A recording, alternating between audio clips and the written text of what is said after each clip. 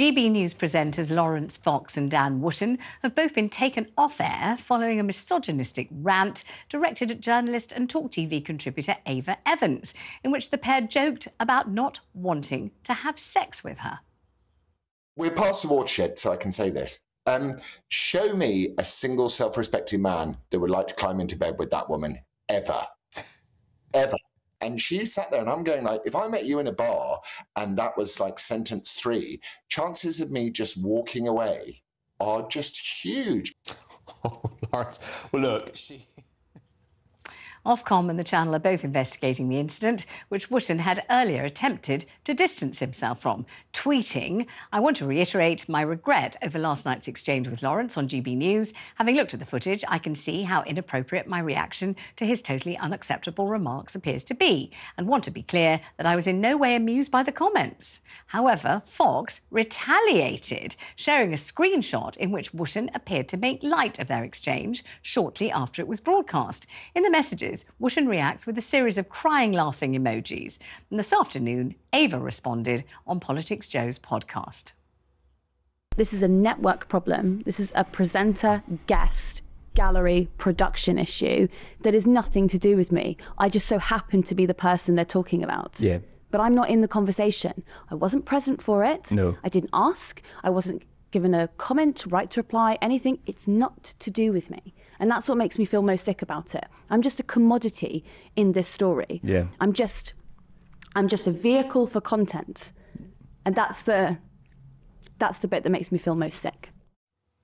I don't think that would make me feel most sick, actually. It's not that she's a vehicle for content that's sickening. It's the way in which they discuss her and how reductive they are in that discussion. That's what's really sickening. Joining me now in the studio to discuss this is Sunday Times columnist Charlotte Ivers. Good to have you here. Thanks for coming in. So maybe you'll just fill us in on why they were talking about Ava in the first place. Why was she the subject of any kind of discussion?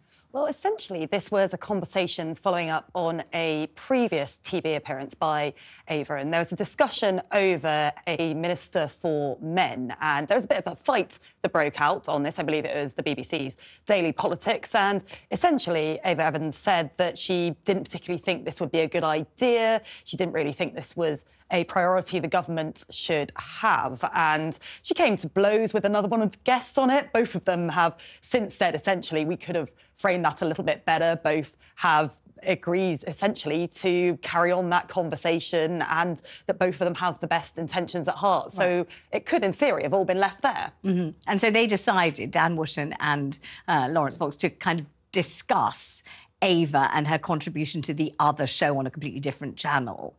But instead of talking about whether they agreed with her points or whether she was politically misguided or whether they thought that she was forming opinions based on facts that they didn't think stood up or all the sorts of things that you hope will happen on a news and current affairs show, they decided to go for her from an entirely different angle and perspective. So for people who didn't watch or see it, and I hope lots of people didn't watch or see it, I hope they're watching TalkTV, getting a decent calibre of programme. But for those who didn't see it, what did they decide was the befitting and appropriate way to discuss this? Well, it was definitely Laurence Fox who was leading on this. I would say Dan Wootton's role really was mostly sort of giggling along rather than taking the lead. So I kind of put it at Fox's door primarily. But essentially, he goes on this completely bizarre rant saying that he wouldn't sleep with Ava Evans because of her opinions, which seems wildly irrelevant, to be honest, to anything, let alone to a serious discussion on allegedly a serious news programme. And he calls her at one point a little woman, incredibly belittling, and just carries on in that tone. I'm sort of wanting to give you a longer summary, but that's it, really. Well, that's I'll give one phrase which is so revolting I can't actually give the actual phrase, but we know we have adult viewers and listeners, they'll be able to work out what he said. He actually said, "I wouldn't beep that." In other words, she's a thing. She's not even a person. Not I wouldn't beep her, not that it was anything to do with whether he did or didn't want to have sex with her. That ought not to have arisen at all in the discussion. But I wouldn't beep that, making her a commodity, a thing, making her less than human, reducing her to, I don't know, to a kind of entity in a really, really demeaning and unpleasant way. I thought it was absolutely horrifying that he believes that that's an appropriate thing to say about another human being, about a woman, about a professional person on television. Absolutely remarkable, isn't it? I think that's the thing. There are layers and layers here, because the very act that he's engaging in of talking about whether he'd want to sleep with this woman rather than attacking or addressing her arguments, that's insane to start with. That's bizarre behaviour that no normal person would engage in.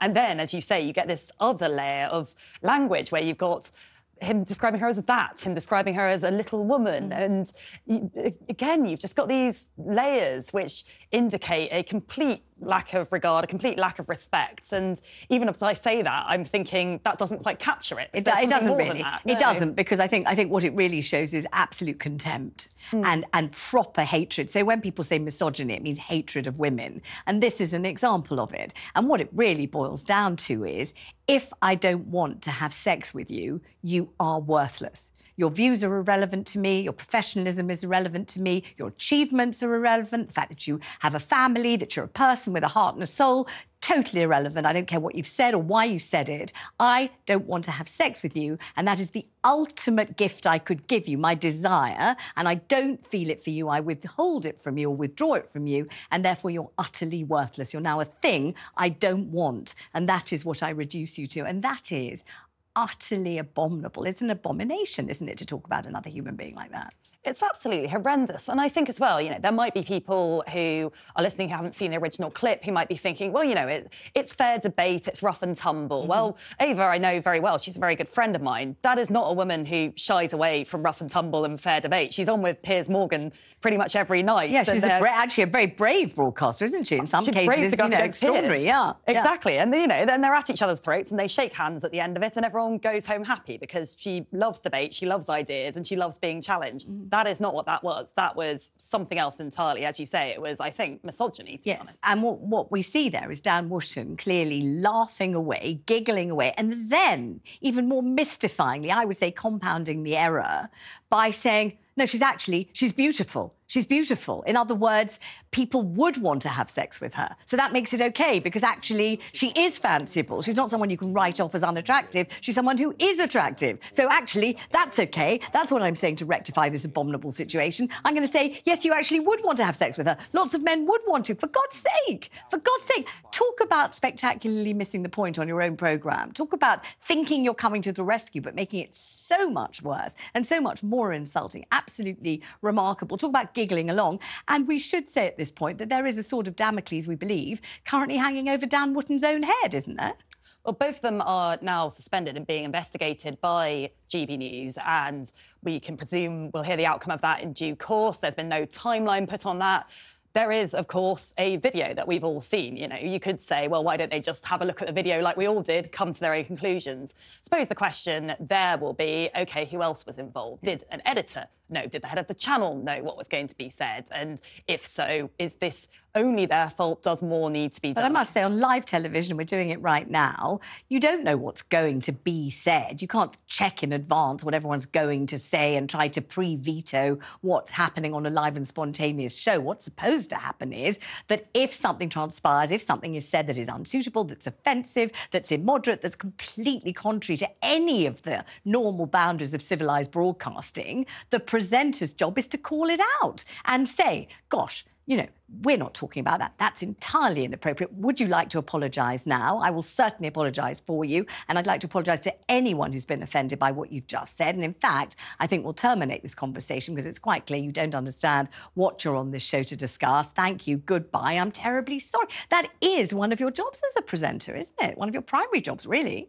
I think so. I mean, if I started spouting about who in the newspapers down there I'd sleep with and I wouldn't last long on this show. No, I think you'd throw me out and then you'd probably phone my mum, phone some of my friends and say, can you sort her out? I'm a bit worried about her. I very probably would. But what I was getting at is there are other allegations about Dan Wootton, many of them, aren't they, which seem to, at the moment, be hanging in the ether. Not sure what stage the investigations into his alleged conduct has reached yet, but certainly he has been, there have been many discussions about things he's alleged to have done, which are pretty unpleasant if they turn out to be true. And now he's been suspended. It took them a while to suspend him as well as suspending Laurence Fox, didn't it? I believe that at the channel concerned, which we're referring to all day as the hate channel, and I really do feel that that is a justified and entirely justifiable title in the light of what they broadcast last night about Ava, but also in the light of many other things they say on a daily basis. But it turns out that they sent Dan Wootton, have you heard about this today, some kind of email or text or something saying, you know, we need to talk to you, suspending you, but they sent it to somebody else whose initials are DW. So some other poor, unsuspecting innocent was hauled over the coals because such was the maladministration. This is what I've been told anyway. This may be anecdotal, but this is what we've been told. So at the moment, both men are off air. You think that's probably the best place for them? I think at this stage, certainly. I mean, look, this investigation, I can't really see what it would find that would change what we saw in that video. But, you know, maybe something will come out that astonishes me and makes me think, oh, Laurence Fox, what an astonishingly nice man. I strongly, strongly suspect that that won't be the case. And I do think as well, I mean, there's two levels here, really, aren't there? Firstly, do you want someone like that, with views like that, to be presenting on your TV show as a general moral point? Secondly, does anyone want to watch that? And the people who are watching GB News, if there are any, are they actually wanting to spend their evenings watching that? I wouldn't want to. I'd quite like to hear some people having an interesting conversation about the actual political issues that were behind this big blow-up. Absolutely. Thank you very much, Charlotte. Good to see you. And will you please convey to Ava maximum respect?